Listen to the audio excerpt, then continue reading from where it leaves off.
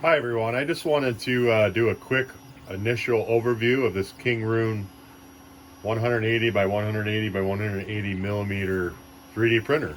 I do have about 3 years of printing experience. I have built my own printer.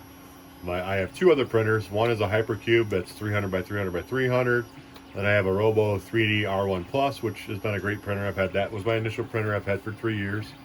Um, I do run a small online eBay store selling 3D printed items, and you're always looking for something different, or something that make your job a little easier. Um, so I came across this on YouTube, and then I found it on Amazon, and for $149, I figured I'd give it a shot. It had good reviews. It's always good.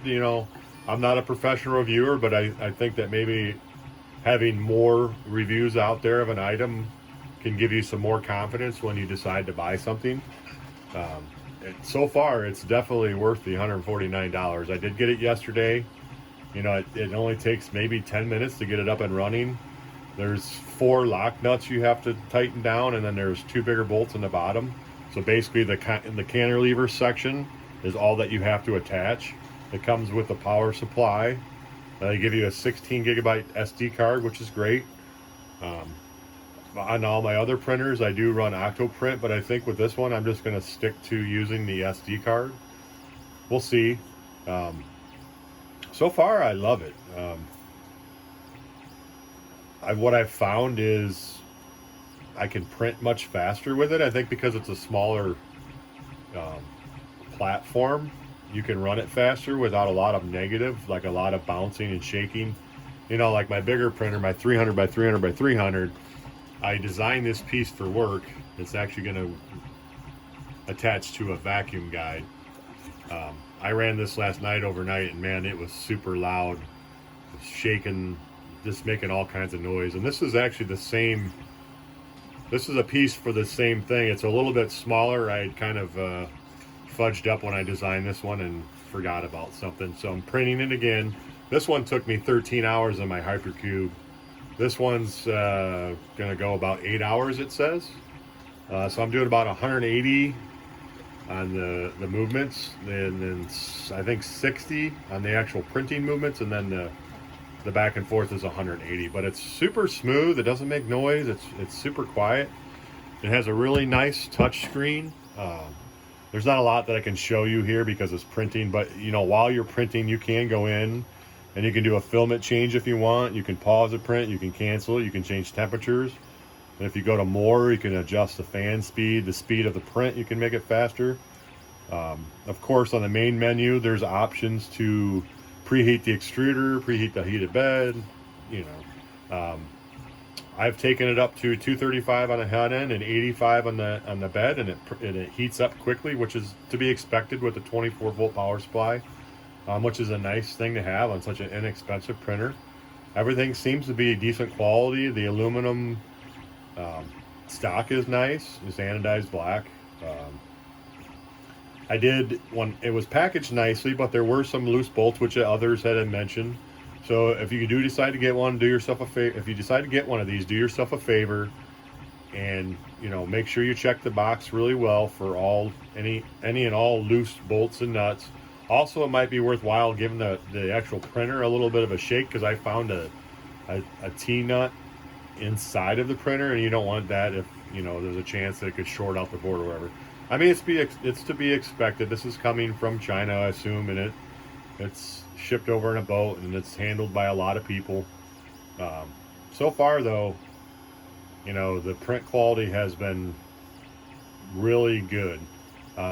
It does not have auto level, but it has an assisted level. So, and it's super simple. What I did is, as others have recommended doing, I took the heated bed all the way down, tightened these yellow knobs all the way down, brought it down. There's a bed level assistant or whatever. It checks 5 points. So you take your paper and make sure that the height is where you want it.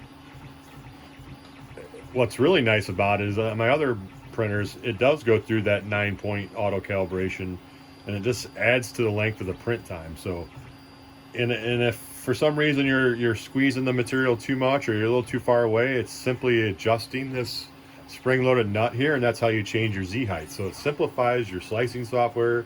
You don't have to go in and change the Z offset and the programming. It's just, I like the simplicity of it. I don't know. But so another good thing about this printer, because it is smaller and I can run it a little faster. You know, for example, I do have a small eBay store and I sell different items like the Cosmo the robot. I sell like pushers and forklift attachments. So this, for example, on my Hypercube, it usually takes about an hour.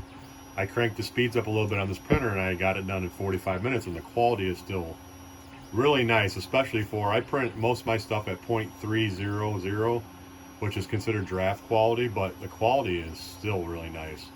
The bottom looks nice, so I have a good Z height going. It's not smashed out. These prints basically came off the printer looking this way. And this is PETG, this is PLA. So I've printed two materials with no problems. In fact, I printed with whatever material they sent, which I believe is probably a PLA, but it printed nice too. And dimensionally, I haven't actually measured anything, but everything is fitting my items that they should. So like this pops on, locks right into place, no problems. I have this Nerf gun attachment. It goes right on like it should. It goes on. Just super nice fit. I mean, I did nothing special when I put it together. I have these XT60 covers. They're basically like a battery cover. And these fit perfectly right off the first print doing them. They fit as they should. I mean, if you're considering one of these, even if you're new to 3D printing, this might be the route to go because it's small. You're not investing a lot of money. If it's something that you end up not doing very long, $150 is a few nice dinners out. Everything seems to be of good quality, especially for the price. It does have a filament runout sensor, which has worked for me already because I used the only thing I had a little bit of trouble with was this filament holder. I don't think I had the spacing right, and I put a roll of filament on there and it had fallen over in it, but it did pause the print and waited for me to come back to restart it. So I can kind of show you what my other printers, if I can get this unattached. So this is my work area. Like I said, both my other printers run off of Octoprint, and then I have a computer for the eBay store and a computer for design and slicing.